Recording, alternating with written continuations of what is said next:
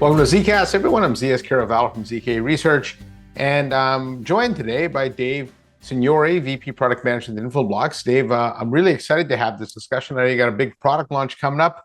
Before we get into that, though, can you just give a quick bio on yourself? Yeah, thanks, ZS. Dave Signori, I'm a VP Product Management at Infoblox. I own the Network Services DDI strategy and roadmap. Infoblox is set up as network services and security, and I have the network services part. I've been in the industry about 30 years. Yeah, so long timer here. So I know you recently just introduced your Universal DDI Product Suite, and I want to talk about that. But to me, DDI is a really interesting product category. You know, it's critical network and security services. Sometimes I think it doesn't really get considered to be, you know, or treated with the same level of criticality as other network services do. And so if we take a step back, can you define DDI and explain what it is and why it's important to the people listening? Sure. We actually debated earlier this year as to whether we should continue to use that term, because we've been throwing DDI around for years. And it's an acronym for three acronyms, right? So that's right, an acronym of acronyms, right? So so it stands for DNS, Domain Name System, DHCP, and IP Address Management, right?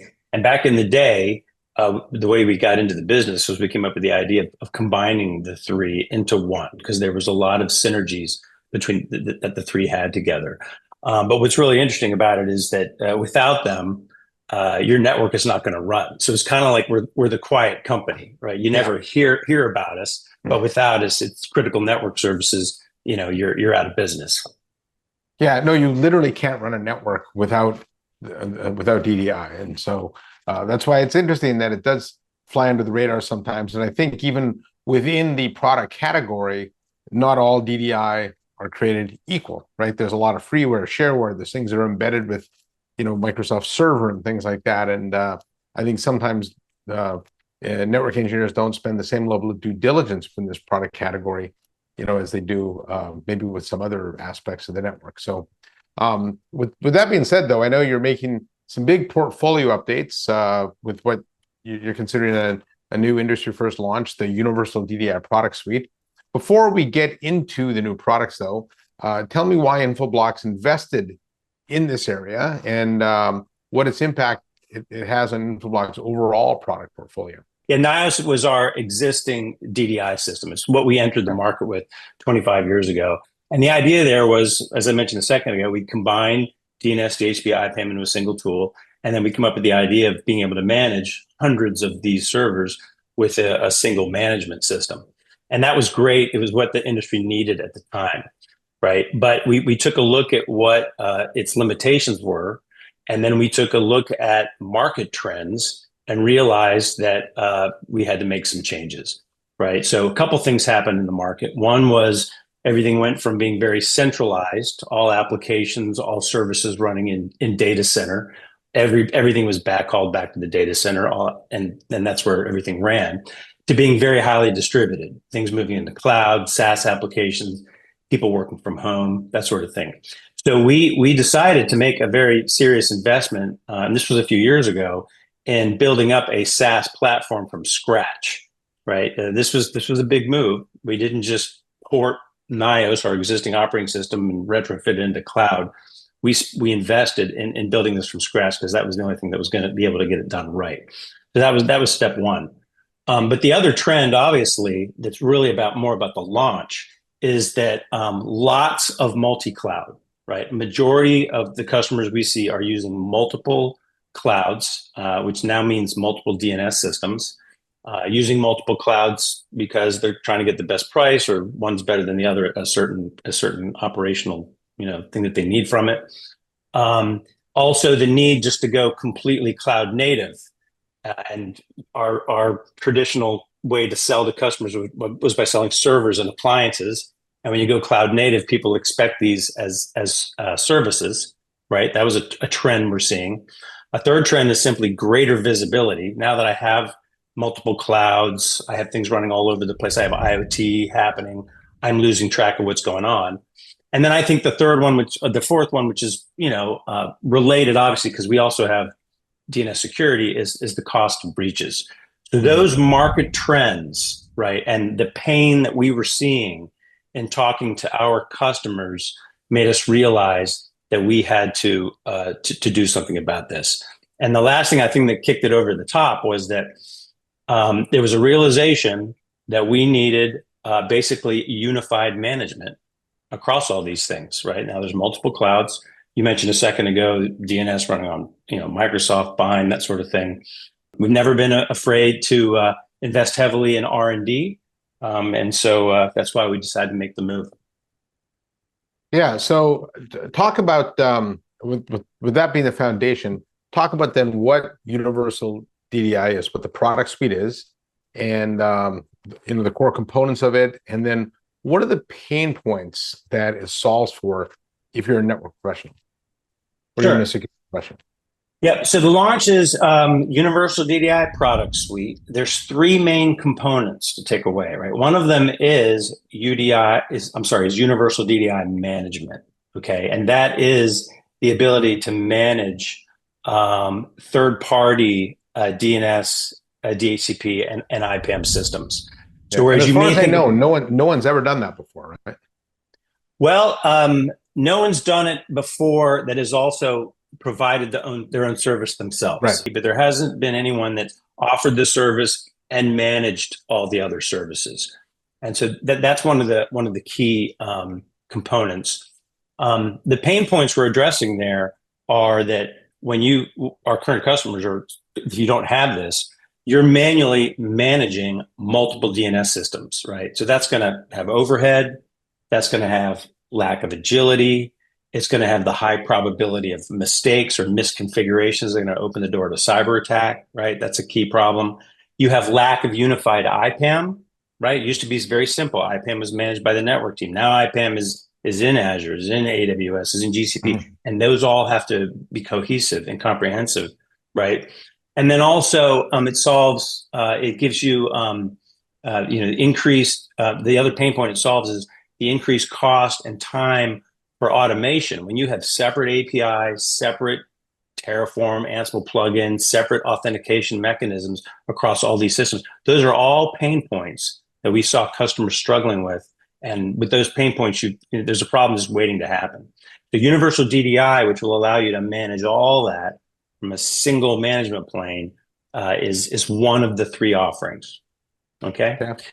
The second one is Universal Asset Insights. So this is a visibility discovery play. We've done a little bit of this in the past, but we're really, really extending and blowing it out now.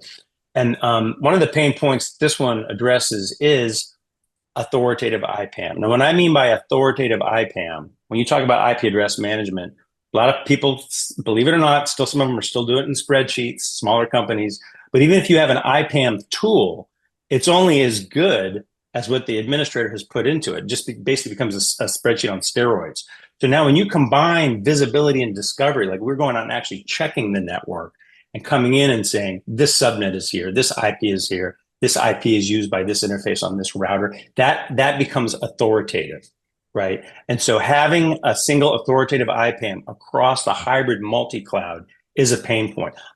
We're actually beginning to talk to people, say, hey, what are your initiatives? We never used to hear this, and now they're just like, we got to get our IPAM up to date, right? So that it's that important, right? So that's a pain point. Simply network visibility. Here's another pain point: is the network team typically still owns IPAM.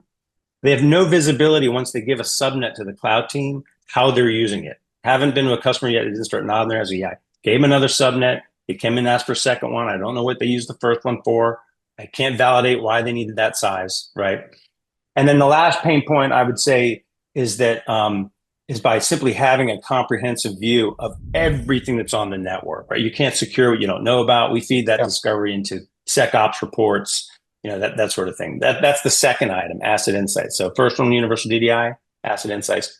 Third one is NIOS-X as a service. Okay, so this is now, and we are doing something unique here, where we're moving into the providing internal DNS and DHCP as a service, meaning you don't need to deploy an appliance anymore, right? And the pain points here are, as I mentioned earlier, a lot of the networks are getting more distributed, which means at their smaller branch offices, at all the branch offices, they need local DNS breakout, right? But at the same time, to do that, they don't want to have to deploy footprint there, right? They don't want to have to deploy another, ESX VMware stack, right? They don't want to have to buy another piece of hardware, right? We saw that as a pain point. So how can we alleviate that, right? So provide it as a service, so they can just point, and click and get to our nearest point of presence for that service. The other pain points in that area, I'd say, are, as I mentioned earlier, cloud teams prefer to have a native service. They don't want an appliance. Well, now we're giving them a service, right? And now we're also providing a consistent experience. The GCP, AWS, Azure, on-prem, it's all the same DNS service, regardless. So I'd say those are the three main pain points that the NIOS-X as a service support. So it was those three: Universal DDI, Asset Insights, NIOS-X as a service. That is the Universal DDI Product Suite. Okay. Now, I had to chuckle when you mentioned managing networks by spreadsheet. Back in my former IT pro days, I remember working with a company, only about 1,000 endpoints, and I tried to create a spreadsheet to manage the IP addresses. And even at 1,000 endpoints, which isn't a big network at all, it became pretty unruly pretty quick. So, I feel your pain there. What you're doing here isn't really unique per se when you think about other network services. The multi-cloud shift has played havoc with IT pros across different segments. And so it's an easy thing to think, I can choose the cloud provider tools. If I'm using a load balancer, I can use AWS's, I can use GCP's, whatever. But the problem is if I use AWS's, isn't going to work in Google's, and that's not going to work in Azure, and vice versa. And so there have been other parts of IT that have moved to this multi-domain model, network services, security services, and I think now DDI is simply just following suit. And when you think of the criticality of DDI, this is something that's drastically needed. And again, for those of you watching, the easy answer is just use the cloud provider tools, but they are not cross-cloud, and that's really the big problem here.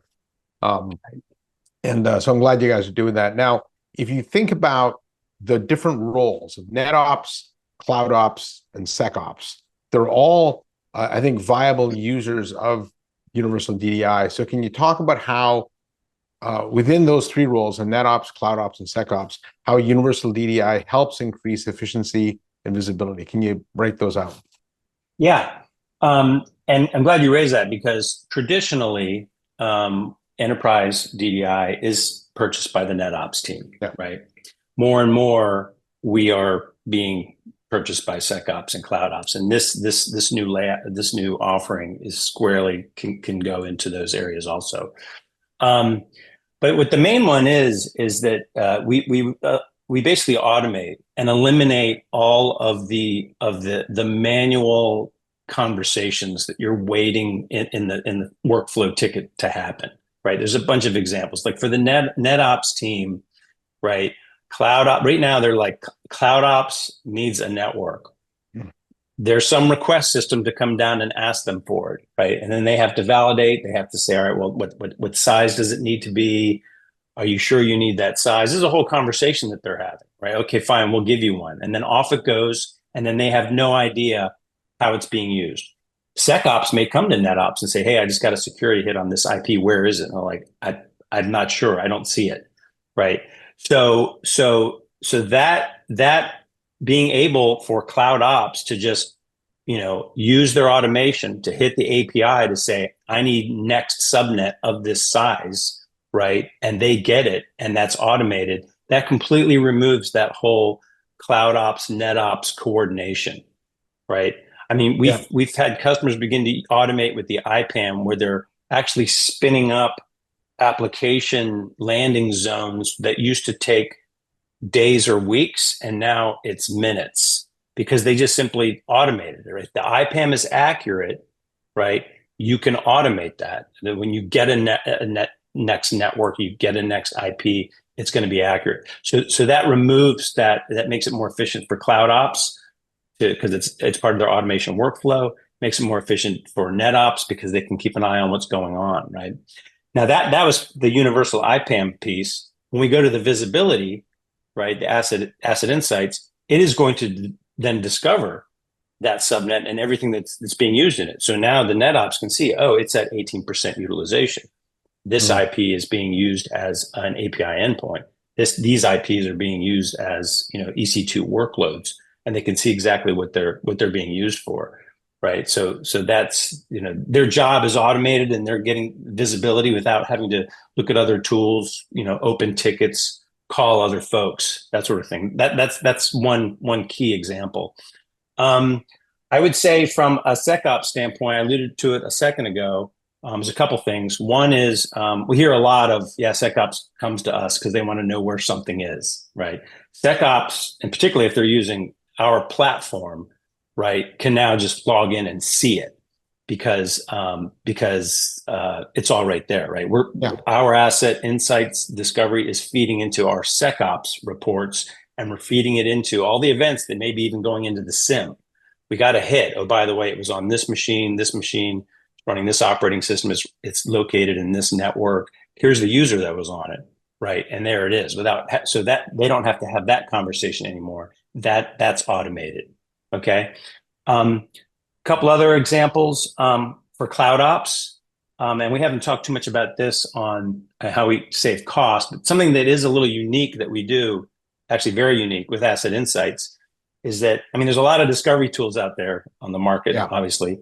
When we discover an asset and we pull it into IPAM, right, we are also sitting on all of the DNS, DHCP, and IPAM data for that asset. So now we can take this asset and say, oh, we discovered this, but oh, hey, look, there hasn't been any DNS activity on this asset for 3 weeks. It's probably not doing anything at all. It's a zombie. You can get rid of it and save cost. So that helps cloud ops. It's under cost crunch too, because we're providing a unique view into what that looks like, right? And I'll throw another example on the SecOps side is a part of those insights that we're getting. SecOps has a challenge. I mentioned this earlier with DNS configuration, is that if a DNS record is created as a part of an automated workflow, or maybe even a manual workflow, and then later on, it's not cleaned up appropriately, like the IPs are pulled out from under it, but the DNS record is left up there, that's called a dangling DNS record or a dangling CNAME. That's a big security problem. SecOps is typically looking for those, and they have trouble finding them. And we have that automated because we're seeing all the DNS records. So again, that would make the SecOps job more efficient because they're just logging in and they're checking period, or maybe even getting a notification. Found another dangling CNAME. Found another item out to cloud ops that is potentially a zombie machine of this confidence level, that sort of thing. Yeah, what I like about what you've done here too is that, there's a lot of industry chatter about SecOps and NetOps coming together, or cloud ops and SecOps. Some companies have done it and some companies haven't, but it seems like wherever the organization is within that journey, Universal DDI can work with a unified team or work with teams that are separate, because you provide different levels of data and insight. So I think that's pretty fascinating. But now talk about the deployment model for Universal DDI. How can someone deploy it? And then since you positioned it as something that'll work with other platforms, talk about that too, and how it works with things like Microsoft DNS and other third parties. Sure. Yeah, we're really excited about this. This is a big improvement, because normally when folks would buy Infoblox and deploy it, when you think about it, they're doing potentially replacement of their DNS and DHCP infrastructure. Yeah, well, that's not easy. Yeah, right. That's migration, PS work. You got to plan that out, switch over, that sort of thing. And we're fine. We're good with that. We're great at that. We've been doing it for years. But now, when you think about it, since we're pivoting so hard over into the direction of, well, fine, we don't have to replace your Route 53. We'll just manage it. We don't have to replace your Azure DNS. We'll just manage it. You could potentially now log into our portal, provide your API credentials, right, and your login, basically.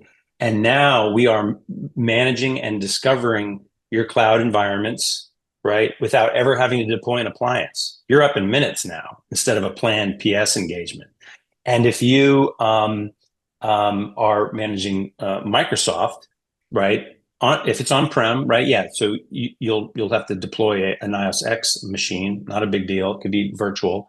But when we're managing those, which we have a long history of doing the Microsoft, we're basically doing it agentless, right? So it's typically like, using RPC. You provide the credentials, we hit it, and then we're discovering. You can choose whether you want it to be read only or whether we're gonna manage it. So it's a much easier, smoother, like overlay almost installation if you want it to be, right? But the key here is it's non-disruptive. You can drop in Yeah. beside the current systems like a Microsoft DNS or Bind. The customer can use it to manage it and then replace it down the road if they want to, or leave it in place, correct? Exactly. Right. So they have their whole infrastructure, maybe their little Microsoft, their little Bind, they got some Akamai out on external, they got AWS, Azure. They drop the whole thing overlay, right? Non-disruptive. Not only are we doing the discovery of all the assets and all of our insights for zombies, but we're giving them the ability to manage the whole thing, DNS and DHCP from one UI, one API. Yeah, well, everyone wants a single pane of glass when it comes to network services, right? So I think, at a minimum, you provide that, and then it looks like you can replace them down the road if the customer wants to, or if not, you don't have to. But I think the important point there is you're giving customers choice, and that's not something that we've seen in the network industry historically. So. Exactly. We didn't used to give them always a choice, right? It was like, hey, we want to sell our own stuff. Yeah. But now that's not the case. Now there are advantages to using us. We're going to point those out, but we're going to give you the choice. If you want to really rely on that DNS service, that's fine. We'll manage it for you. With our Universal DDI, right, and our detection and response, right, we have a unique way of detecting before it hits the firewall, and our asset visibility, right? Those three are going to it's a virtual circle, are constantly going to feed each other. And our AI and our data, we're going to be taking advantage of that. So, that's just a key thing I wanted to point out. All right, Dave. Well, thanks for the overview, and thanks for the sneak peek, I guess, at a little bit of the roadmap and what's coming. Congratulations on the launch of the Universal DDI Product Suite. I think it's something that's badly needed, especially as the world goes more multi-cloud. In fact, my research actually shows that 91% of companies will eventually deploy some kind of hybrid multi-cloud environment. So I think you're hitting the industry at the right time. So on behalf of Dave Signori from Infoblox, I'm Zeus Caravallo from ZKast Research, saying thanks for watching. Make sure you hit that subscribe button, and I'll see you next time on my next episode of ZKast.